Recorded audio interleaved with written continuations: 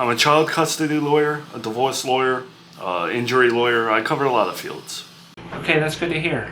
I think I always put off this type of stuff because I'm intimidated by the process of things. You know, I come from New York and everything feels complicated there. You came to the right town if you're looking to get a divorce in a non-complicated way. Because Serafina Town is actually one of the top towns that streamline child custody, divorce. You know, other states like New York, it's a lengthy process, but here in Serafina Town, you know, it's kind of like going to the DMV. Well, I didn't know places existed like that.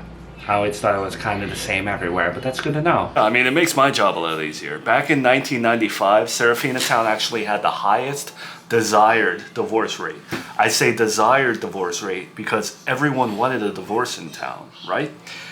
There were so many people that wanted divorces and child custody cases settled that we didn't have enough staff to cover it. So they changed the laws to make it simpler.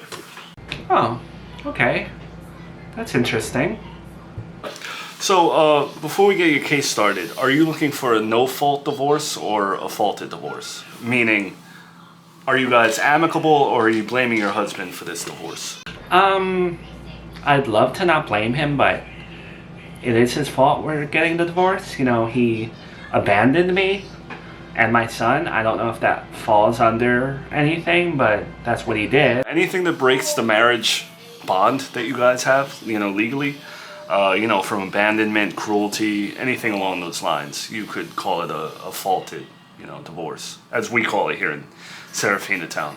Okay, so yeah, definitely, I would classify it as that. Right, but even though we're in Serafina Town, we do still have to abide by the New York State residency laws when it comes to divorce. Did you guys live in the same area for at least a year?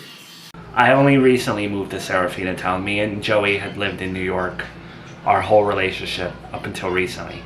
All right, so what's going to happen here, to sum things up for you, is that we're going to do the summons. We're going to file the paperwork, all right, a notice of summons. And then we're going to have to serve him that summons.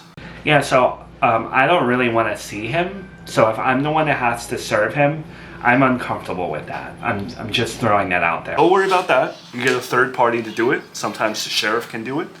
And then he pretty much, I don't remember what your jurisdiction or your former jurisdiction gives him in terms of response time, but it's typically 20 to 30 days to respond to that summons, and then we take it from there. Okay, so, got it.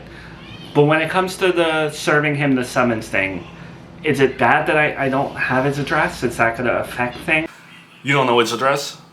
No, when he abandoned us, he never gave me his address. Okay, that could be a problem.